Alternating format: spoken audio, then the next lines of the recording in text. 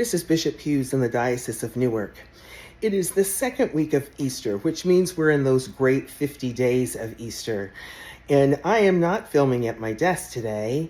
I'm making this little tape as I stand in the kitchen. I got up early before I have to be in the office because I have people coming over for dinner tonight. And I'm excited about those people. They're a marginalized group in the world, and I don't want them to feel marginalized in our church.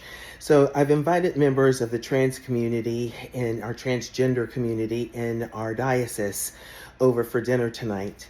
And one of the things that happens for me naturally when I cook is I think about the people who are coming. I want to make sure that they know that they are loved and cared for, and cooking is my love language. It is how I let people know that they're really truly cared for. I hope and pray that we have really great conversation, and most of all, I want them to know that they are not alone and they are beloved by God and beloved by me. So I'm excited to have them here. But I have to say, I'm at that point in the kitchen where I wish I could just stay, but I've got meetings. I've got to get into the office. But I just want to share with you a little bit of the disaster that it looks like this morning. I think every cook recognizes this moment where things are not neat and tidy. As a matter of fact, they're kind of everywhere. There's a long ways to go. The only thing I've gotten done this morning is dessert, but it's easier to get dessert done. Texas sheet cake, by the way, for those of you who know it and like it. But there's still a ways to go. Wow, on the other side of the kitchen, you can see some of the stuff, potatoes that'll get peeled later tonight. There's butternut squash that's already chopped up and veggies that have to be chopped up. But this is what it's like when you're pulling dinner together. And I show you all the messy part, not just to say, oh, look, this is what it looks like in my kitchen when I'm baking. I'm sure it looks as messy in yours when you're cooking or doing whatever you're getting done to get the next meal ready.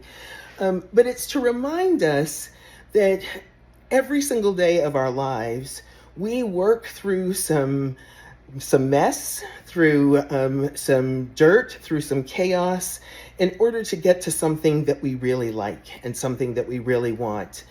And we're living in a time right now where we've got to work through the mess. We've got to work through the chaos. And the way we do that as Christians is we show our love. And so in these great 50 days of Easter, I wonder how every single person in this diocese could show their love. Show your love to someone who's marginalized. Show your love to someone whose rights are being compromised. Show your love to those who need to know that they are loved. It might mean that you feel a little awkward. It might mean that you don't quite know what to say or what to do. But think about it and pray about it first. I thought about this and prayed about it, like what's my best way to support people in the transgender community in the diocese and let them know, other than my words, which I have shared frequently. No one's surprised by my stance.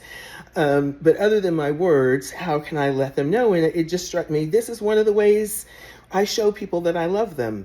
So there is a strand of Christianity that is very much focused on proving who is wrong, who does not belong, where Satan is, and who God cannot tolerate. And I can't help but look at the God who incarnated, fully human, fully divine, in order to be with us and keep us connected to God forever. I can't help but look at that and feel nothing but expansive love. And what Jesus tells us to do is to love our neighbor. And that when we see someone to love, that in some way we are seeing Christ in that person. So we've got 50 more days of, well, I guess it's more like 47 or 43.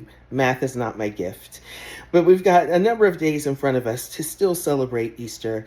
And I invite you to celebrate it in this specific way. Let people know that they are loved by God and loved by you. Show that love as much as you say that love.